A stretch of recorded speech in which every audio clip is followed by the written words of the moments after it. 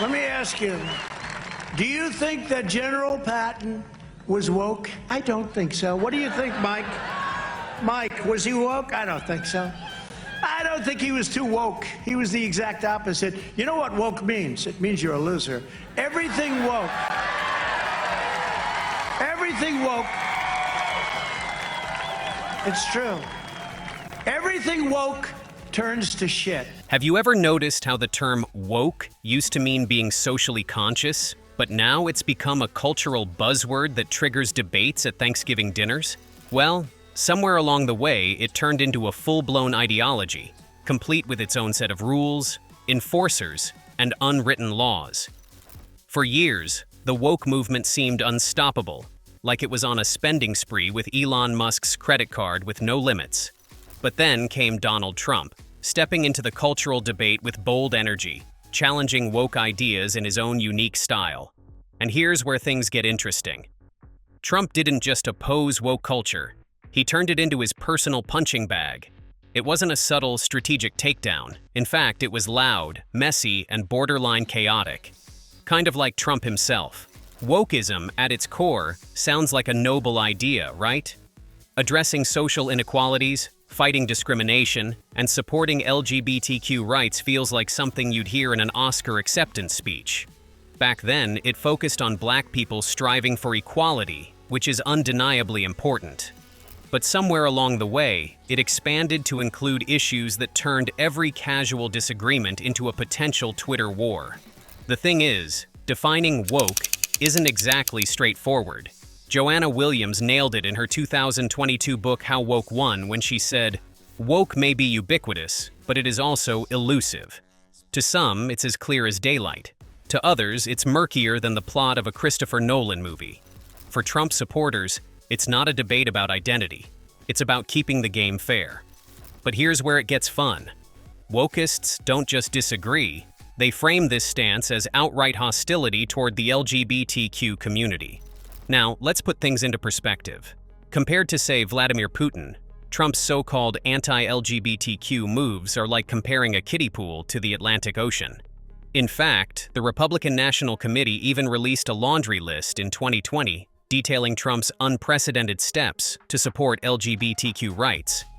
Trump doesn't shy away from the topic, calling late-term procedures murder. Radical? Sure. But is it misogyny, as some woke critics claim? To his supporters, restricting abortion at the extreme end isn't an attack on women. It's about protecting the unborn. But labeling everything Trump says as anti-woke feels a little, well, lazy. Then there's Trump's famous jab at Kamala Harris, who's flip-flopped between identifying as Indian and Black. His comment, "It doesn't matter to me, but she has to decide which one," was called racist by activists. But his supporters see it as a fair critique of political opportunism. Is it blunt? Yes. Trump's boldness when addressing woke culture has always been a spectacle, and here's a perfect example. That they've never worked in terms of construction, in terms of so many different jobs. I had a woman who was in charge of the building of Trump Tower many years ago, before it was even thought, before anybody would have even thought of it, and did a fantastic job. I have given women more opportunity than I would say virtually anybody in the construction industry. I have a daughter named Ivanka and a wife named Melania who constantly want me to talk about women's health issues because they know how I feel about it, and they know how I feel about women. I respect women. I love women. I cherish women. You know, Hillary Clinton said he shouldn't cherish. Well, I said I do cherish. I cherish. Take this clip, for instance. A feminist, determined to make a point, indirectly accused Trump of being against women. But instead of shying away, he met her head-on, turning the tables in classic Trump fashion. When she said, "I don't think you're a friend to women," Trump didn't miss a beat. With a smirk and perfect timing, he quipped, "I knew I shouldn't have picked her."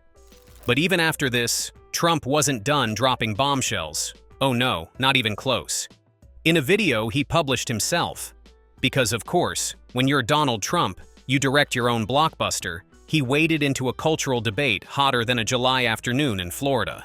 And in true Trump fashion, he didn't tiptoe around the subject. He stomped right in with his signature bluntness. As part of our new credentialing body for teachers, we will promote positive education about the nuclear family. the roles of mothers and fathers, and celebrating rather than erasing the things that make men and women different and unique. I will ask Congress to pass a bill establishing that the only genders recognized by the United States government are male and female, and they are assigned at birth.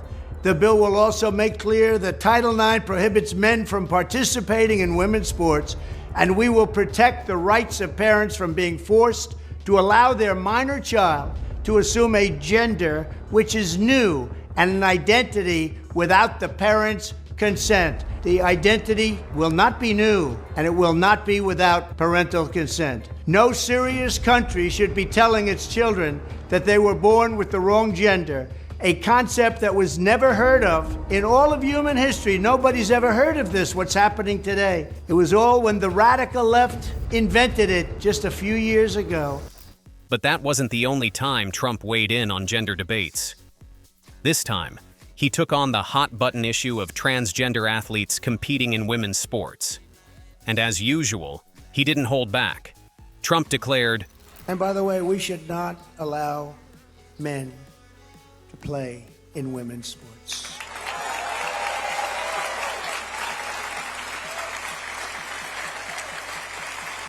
The crowd erupted in thunderous applause.